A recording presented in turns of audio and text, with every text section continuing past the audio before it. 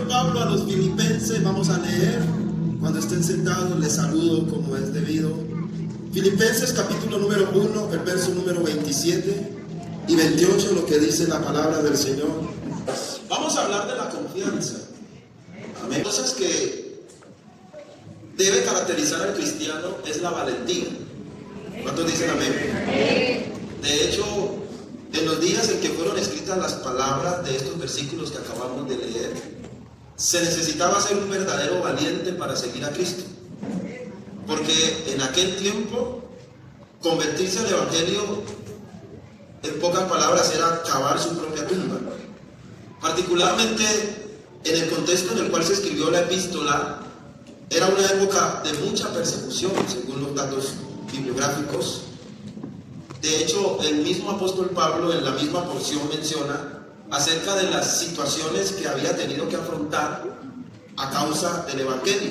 Frases o versículos que están registrados como que Pablo diga las cosas que me han sucedido, mis prisiones, hasta llegar a decir, para mí el vivir es Cristo y el morir es ganancia. Y Pablo les dice esto porque de alguna manera él tenía muy claro acerca de que ser creyente es una asignatura para valientes. ¿Cuántos dicen amén? Pablo les dice, por esto, a vosotros, os es concedido a causa de Cristo, escuche bien, no solamente que creáis en Él, sino que también padezcáis por Él. De alguna manera, todo esto lo padecieron a quienes iba destinada esta carta. Así que Pablo quiere transmitir una voz de aliento y por tanto les manifiesta a los filipenses su deseo de ir a visitarles, pero les dice, pero me hallo preso, pero quería oír de los hermanos que estaban firmes en un mismo espíritu y que estaban combatiendo firmes en la fe, y les dice, y en nada intimidados, dígame, por los que se oponen, es decir, no se dejen amilanar de parte de aquellos que les amenazan, no se llenen de miedo, confíen, amén.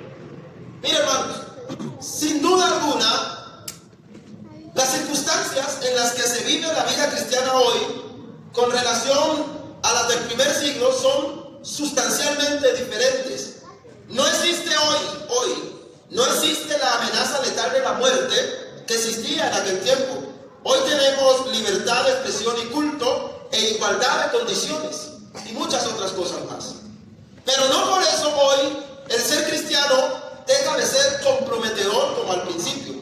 Porque la Biblia enseña que tenemos grandes enemigos. Amén, digan amén. El sistema mundanal que está dominado por los deseos de la carne, los deseos de los ojos, la vanagloria de la vida, y con su príncipe a la cabeza llamado Satanás o diablo, siguen tan vivos y activos como al principio de la iglesia, y nos han hecho una declaratoria de guerra a todo aquel o a todos los que hemos decidido seguir a Cristo. Decidirse por Cristo es declararle la guerra a la mundanalidad. ¿Aló? ¿Están aquí? Es declararle la guerra a los vicios. Es declararle la guerra a la inmoralidad, al libertinaje, incluso a las personas que se puedan declarar enemigos del Evangelio. Ser cristiano hoy es volverse impopular, es arriesgarse a ser echado del trabajo, a ganarse la enemistad de los maestros, a ser objeto de burlas y críticas. Porque ser cristiano es una asignatura para gente valiente. Amén. Es por eso que las palabras no temas, sé valiente, no desmayes, aparecen de manera recurrente en la Biblia. Mire, hermano, yo quiero que esta noche usted entienda a través de esta sencilla exposición algo que es vital y que es fundamental en la vida de todo creyente. Quien se decide seguir a Cristo es porque tiene muy claro que es una nueva criatura, que las cosas viejas pasaron y que todas son hechas. Ese versículo a los Corintios está en presente continuo. Yo soy una nueva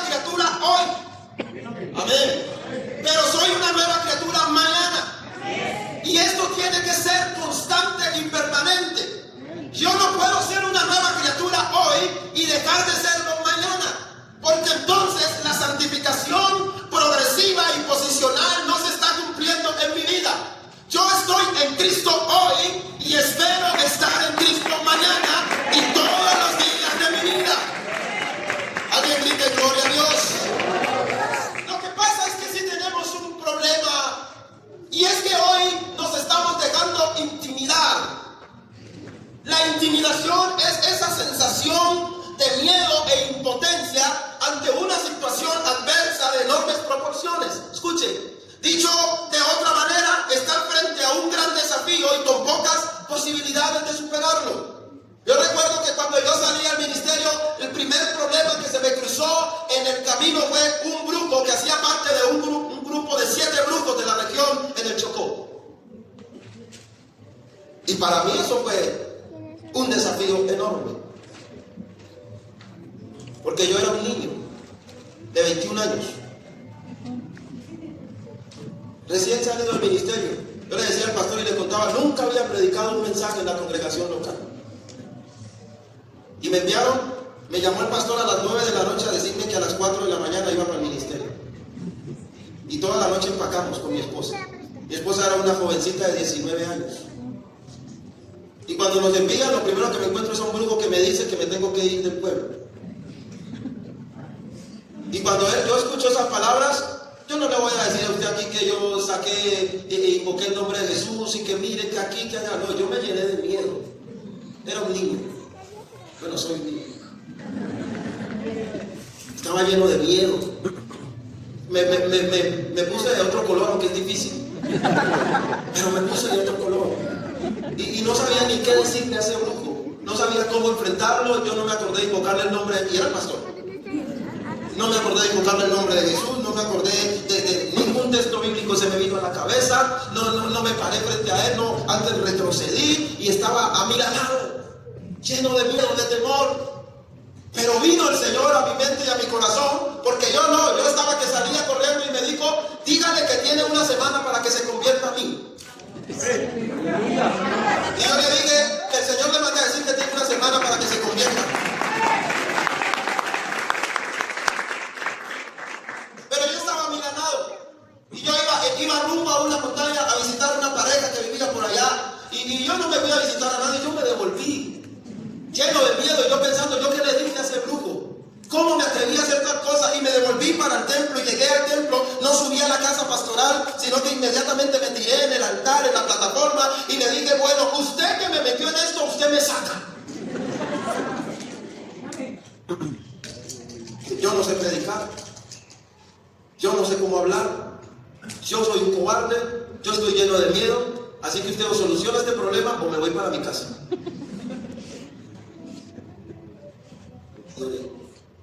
Y yo creo que fue la semana que más he orado en mi vida, porque oraba y lloraba como un niño y le decía, Señor, haga algo, Señor, no me vaya a dejar en vergüenza. Ahora, si ese Señor me hace ir de aquí, el que queda en vergüenza es usted. Y a los 8 días apareció el brujo tocando la puerta del templo, y yo estaba arrodillado en la plataforma y me decía, venga.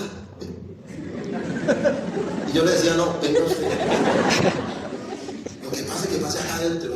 Me decía, venga, yo no, venga usted. Y como que algo me empujó y me dijo, vaya. Y me fui hasta la puerta, y cuando llegué a la puerta, el brujo se quitó su sombrero. Y si ustedes hubieran visto el aspecto de ese hombre, la primera vez que lo vi, a mí me llené de miedo. Pero cuando se quitó ese sombrero grande que tenía y levantó el rostro, tenía lágrimas en sus ojos.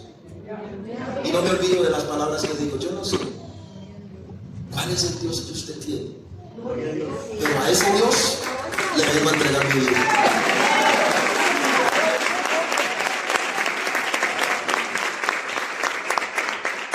¿Sabe?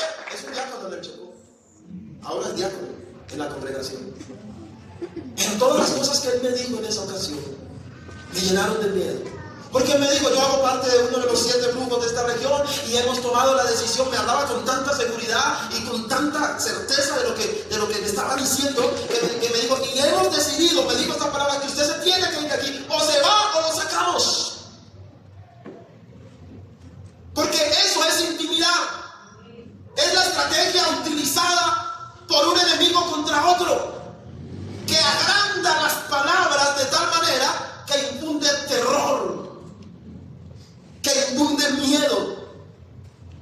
parece que es una de las razones por las cuales gritan los karatecas.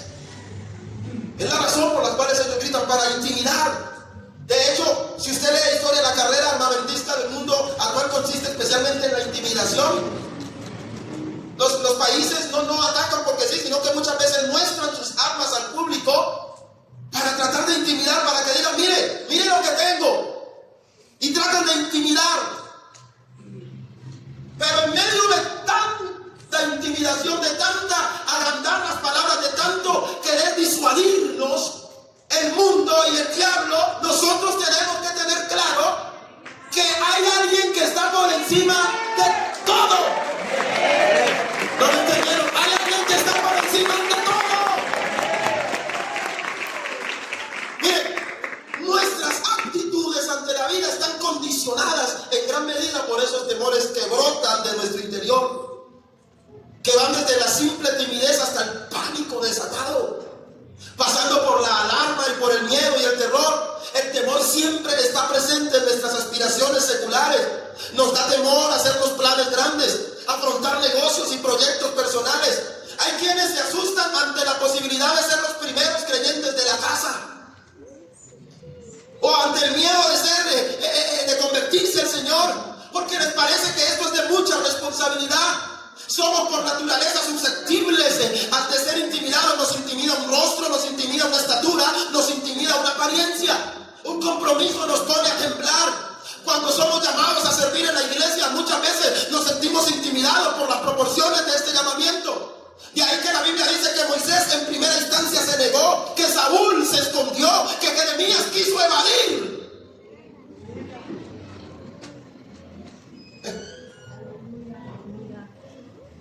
Pero la historia bíblica da fe de momentos en los que la capacidad de creer y de confiar fueron puestos a prueba.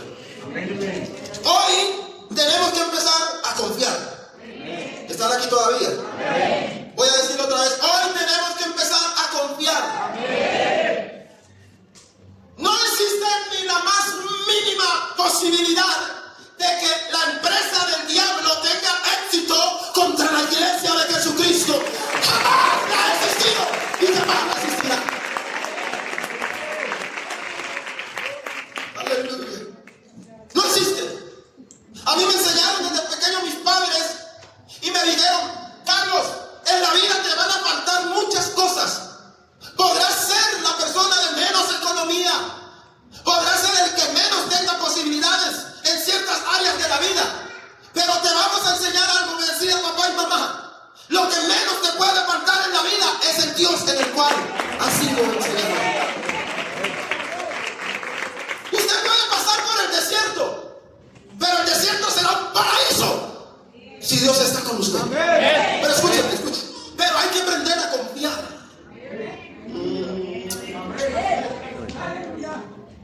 Hay que volver a creer. Yo le decía anoche, a veces nos parece que la Biblia es una fábula, un cuento bonito, pero eso es real. Esta palabra es real, porque el que la inspiró en la palabra misma es Dios en nosotros. Esto es real. Le voy a decir algo porque me voy a meter en un problema, pero lo voy a decir. Yo soy joven, yo soy levantado en la iglesia. He crecido aquí toda mi vida. Yo creo que, mejor dicho, clases de escuela dominical, los niños, los preadolescentes, los adolescentes, los jóvenes. Pero hay algo que a mí me ha venido preocupando. Y es que en el tiempo actual se nos olvida o se nos está olvidando que aquí el que mueve esto es Dios. Ve, hermano. Yo no recuerdo todavía que a mí, en mi adolescencia o en mi juventud, que todavía no he salido de ella, dice la cédula que sí, pero yo digo que no. Me rehúso a eso. Yo no recuerdo que en mi adolescencia o en mi juventud me hayan tenido que hacer actividades lúdicas, invitarme a una chocopelícula o llevarme de paseo para animarme a seguir a Cristo. ¿Saben cuál era la forma como a mí me animaban a seguir a Cristo? ¿Saben qué me decía mi pastor, hermano Vicente Cárdenas? Cuando yo era un preadolescente me decía, hijo, para el altar. Vaya Pastores, vaya ahora. No me mandaba a tomar chocolate y a ver películas.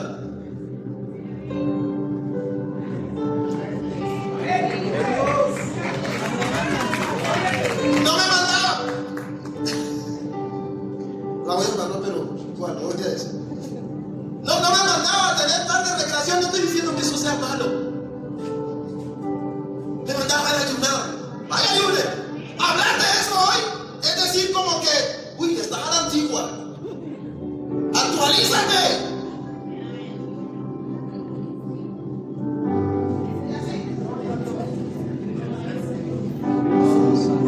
No me mandaba cuando pensé en algún momento en tener novia. ¿Sabe qué me dijo mi pastor cuando pensé en tener novia?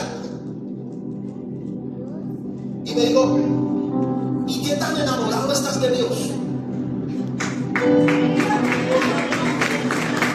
No, pero venga, pastor, no seamos tan extremos. No, es que los tiempos han cambiado, los tiempos pueden cambiar, perdóneme la presión, lo que se le dé la gana, pero el Dios de esta iglesia sigue siendo.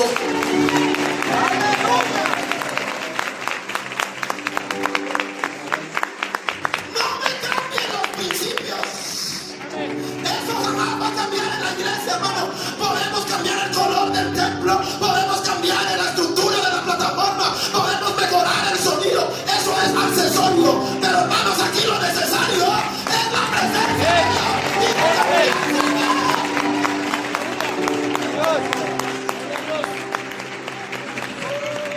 Pero el mundo con su sistema mundanal nos está intimidando, y eso no es de ahora, hermanos.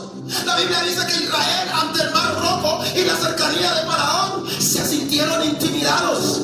Tanto el poderoso ejército de Faraón como el mar mismo tenían una apariencia aterradora, de modo que el pueblo se declaró muerto con anticipación y reclamaron que no tendrían una muerte digna.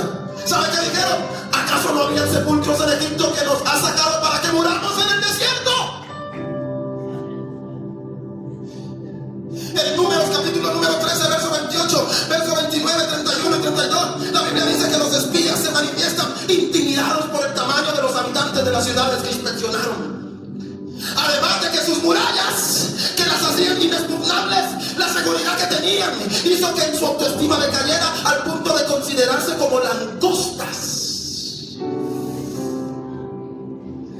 En Jueces capítulo número 7, verso 3, 22,000 soldados tuvieron miedo de enfrentar a Amalek, Madián y los hijos del oriente, porque eran como langostas en número, y ellos y sus camellos eran innumerables. En 1 Samuel capítulo 17, verso 4 al 10, se describe el arsenal bélico de Goliat, y a la vez que sus palabras amenazantes basadas en su poderío. Goliat medía 2,85 metros, su armadura pesaba 69 kilos y la punta de su lanza 8 kilos, y todo esto hizo que Saúl y todo Israel se turbaran y se escondieran.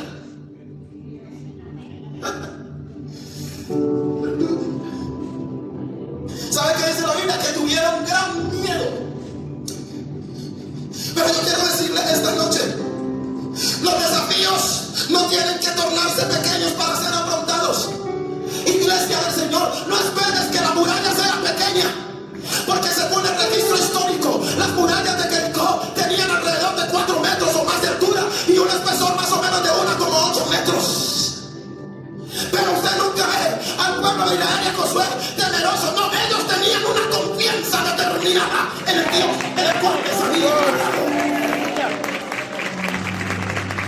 Hay quienes están esperando que la enfermedad se cure simplemente con una pastilla recetada por médico. Otros están esperando que la escasez económica se solucione con un maletín lleno de dinero en la puerta de la casa. Hay quienes que los desafíos sean pequeños, pero los desafíos no tienen que tornarse pequeños. No, Señor, no importa el tamaño del gigante, todavía hay un Dios que puede hacer cosas que nosotros no podemos entender.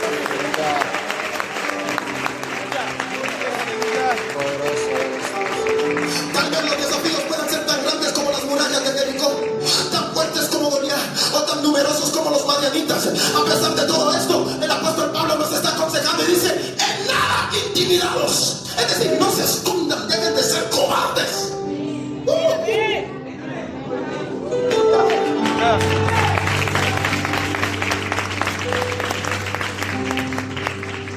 Pero yo quiero regalarle esta noche enfrentar y a no sentirnos intimidados para que no se muera usted de miedo. Y el primer ingrediente es la confianza en Dios. Échele esto a su canastita esta noche. Se dice que la palabra no temas aparece en la Biblia 365 veces, una vez por día. Lo que coincide con Mateo 28:20 cuando dice que Jesús mencionó, dijo: he aquí yo estoy con vosotros.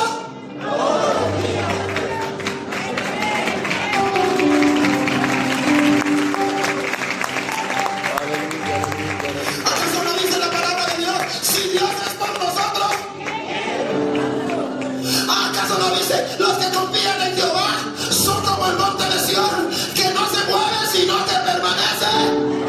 Mira, hermanos, es suficiente con saber que Dios está con nosotros para afrontar cualquier desafío.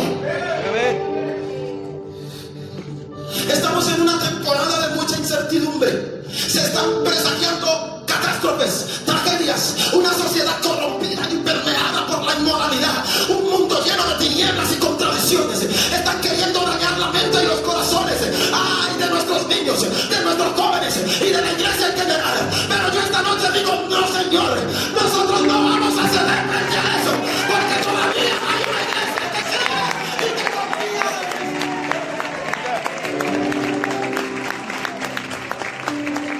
Y hermanos, confiar en Dios es saber que Él actuará en el momento indicado. Pastor, yo llevo orando tantos años por esto. Usted no se preocupe, Él verá cuando responde. Usted confía.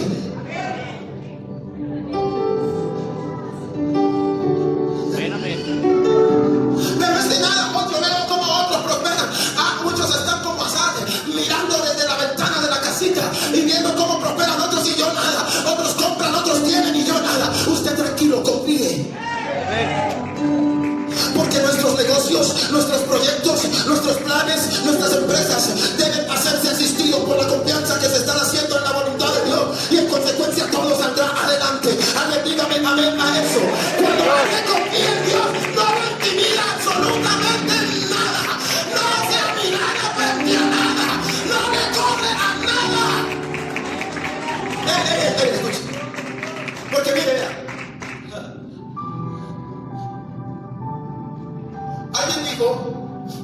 Alguien dijo que hay que correrle a los problemas.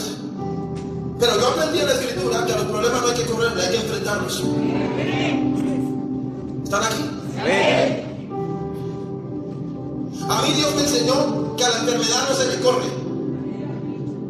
Porque muchos de los enfermos terminales desahuciados en un cuarto de hospital han sido sanados en un altar.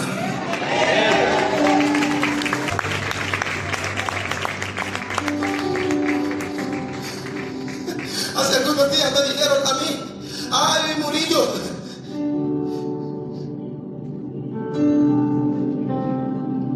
alguien me dijo: Murillo, deberemos caer.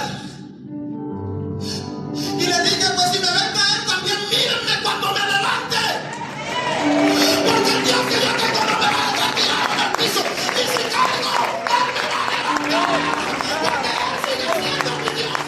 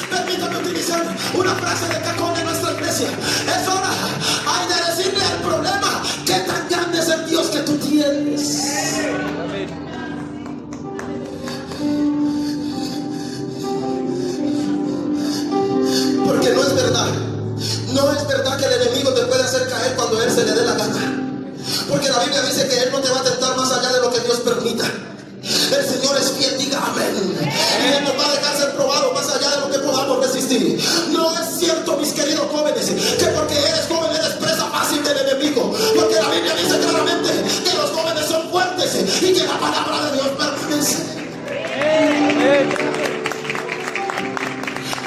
No es verdad que el mundo tiene mucho poder. Es verdad que el dueño del universo tiene todo el poder. Es verdad que el Dios que nosotros tenemos todavía tiene el control. Y yo quiero pensar que alguien en esta noche está creyendo la palabra. No le estoy hablando de una mentalidad optimista, de un motivador. No le estoy hablando de la autosuficiencia. Le estoy hablando de la dependencia absoluta de Dios. Porque alguien puede decir esta noche: todo lo puedo en Cristo.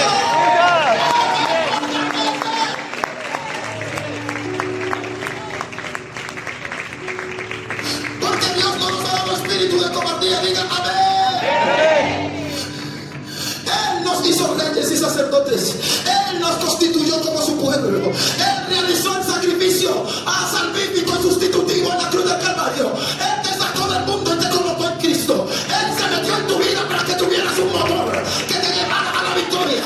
Entonces no hay razón para pensar en esta noche que tenemos que escondernos. No, Señor, es el momento de salir y pelear.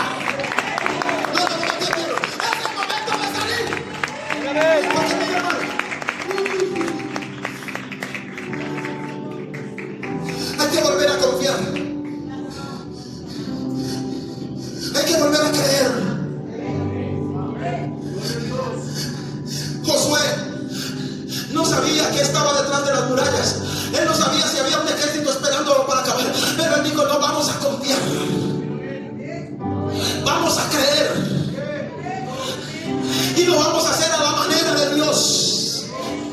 Ay, es el momento de no amilanarse, iglesia. Es el momento de no intimidarse. Es el momento de pararse firme.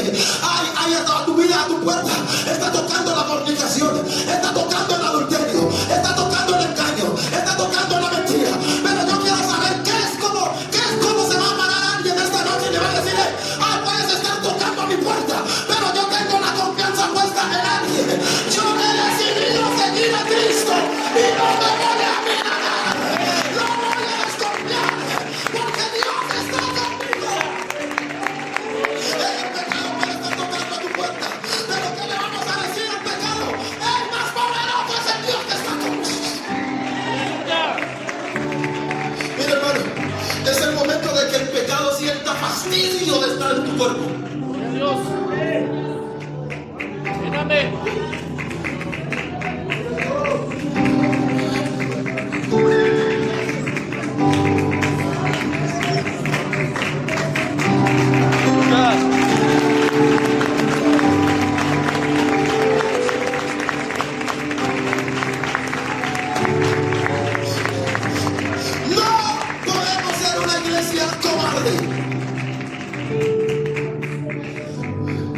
Hay que volver a confiar.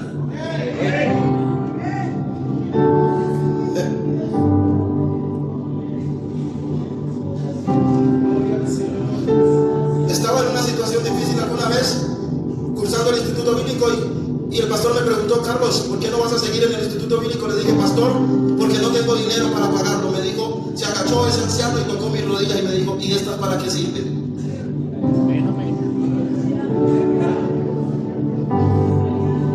Entonces, ¿sabes cuál es el problema? Que hoy no queremos volver a orar.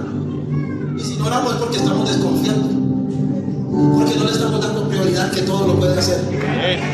Aquí todo tiene solución. Y para los hijos de Dios hasta la muerte tiene solución. Porque este Dios es Dios nuestro eternamente. Y Él me guiará aún. Ni siquiera la muerte tiene poder sobre nosotros. Entonces, ¿tú a qué le temes?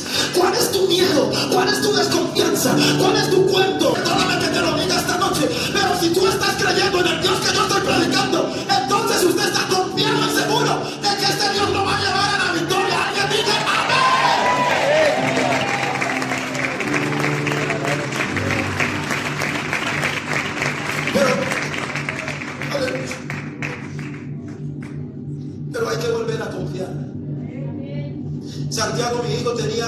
meses de haber nacido. Estábamos en una montaña pastoreando una iglesia de unos 15 creyentes. La economía era difícil. Y recuerdo que estaba pasando una situación y resulta que cuando el diácono fue a abrir el arbolí no encontraba nada. Y cada vez que iba al arbolí no encontraba nada. Él salía con los ojos llenos de lágrimas y me miraba y me decía: pastor, no hay nada.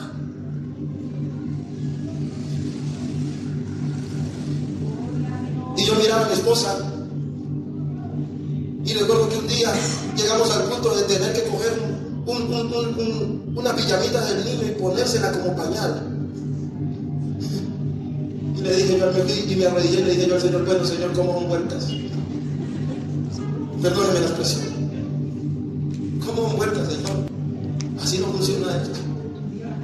Y yo confío en usted. Y usted me dijo que me iba a ayudar. Y entonces, ¿esto qué es? Y me paré del altar y me sequé las lágrimas y le dije a mi esposa: tranquila, no me preocupe, el Señor ya respondió. Y me dijo: ¿y dónde está? Yo le dije: no me preocupe, nosotros somos la gente que vivimos por fe. Pero ¿dónde está? No hay plata, mira el niño, aquí no hay leche, no hay nada. Tranquila, él ya respondió. Le dije: vamos a dormir. Nos acostamos a dormir ese domingo y el lunes en la mañana tocaron la puerta. Cuando abrimos la puerta había un bulto de remesa con un sobre y dinero allí y no había nadie en la puerta.